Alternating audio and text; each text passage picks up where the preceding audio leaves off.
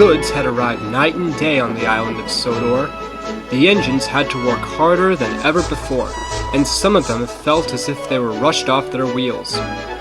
James grumbled the most about all of the goods work he had been given, but some of the engines took no notice of him. "I'm telling you, engines, that Sir Topham Hatt is rushing me off my wheels compared to most of you, and I'm not even working with passenger services." The engines weren't listening, nor were they amused with James, because he always complained most of all whenever he felt overworked. The next morning, James had a plan.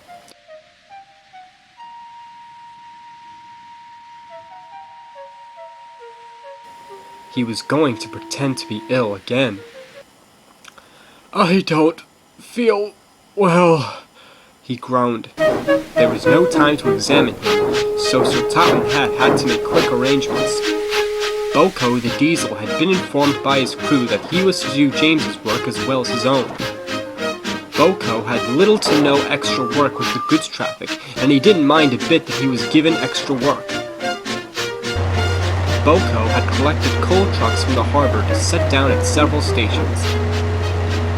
Then, he had to collect some stone from the junction, where Percy was waiting for him. "Why are you taking coal trucks?" Percy asked.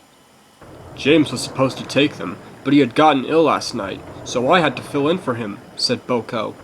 "Well, James could be pretending to be ill. He's good at pulling it off so easily." BoCo pondered. "If he is, I'm sure he'll get what's coming to him."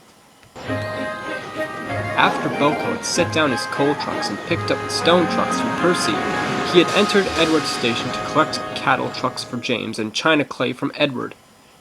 "Edward," he asked, "do you think James is pretending to be ill?" "No. Why?"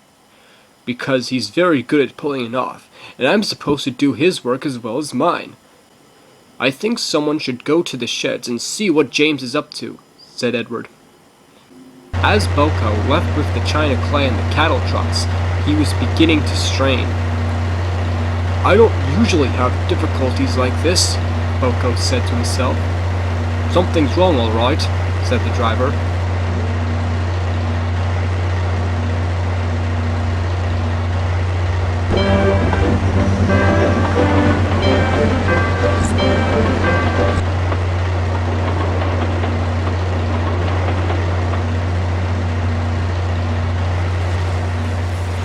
And before long, BoCo soon came to a stop just a few yards away from Gordon's Hill.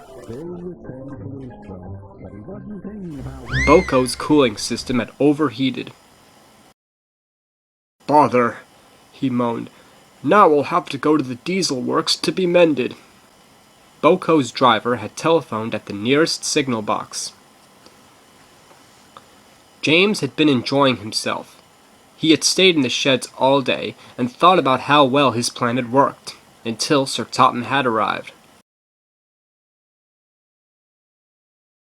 "BoCo has broken down and has gone to the diesel works to be mended," he said. "Now that you have recovered from being ill, you can do his work as well as your own. It'll serve you right for pretending to be ill, James." James's mood had soon changed. He now had to go through a punishment for his plan. But that's another story.